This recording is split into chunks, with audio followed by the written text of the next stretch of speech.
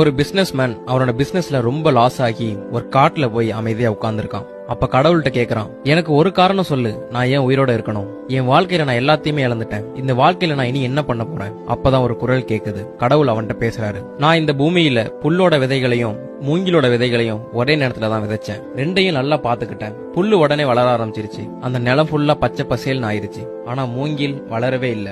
ஒரு சேஞ்சுமே அதுகிட்ட இருந்து தெரியல. ஆனா அதை நான் கேர் பண்றதை நான் நிறுத்தல. புல்ல எப்படி பாத்துக்கிறனோ அதே மாதிரிதான் அந்த மூங்கிலையும் பாத்துக்கிட்டேன். ஒரு வருஷம் ஆச்சு, மூங்கில் வளரல. 2வது வருஷம் ஆச்சு, புல்லு நல்லா அடர்த்தியா வளர்ந்துருச்சு. ஆனா மூங்கில்ட்ட இருந்து ஒரு சேஞ்சுமே இல்ல. 3வது வருஷம் ஆகியும் மூங்கில் ஒரு இலை கூட விடல. ஆனா நான் என்னோட நம்பிக்கையை விடல. அதுக்கு எப்பவுமே தண்ணி விட்டுக்கிட்டு இருந்தேன். அதை பத்திரமா கவனிச்சுக்கிட்டேன். 4வது வருஷம் ஆகியும் அது வளரல. ஆனா 5 வருஷம் கழிச்சு மூங்கில் விதை முளைச்சது.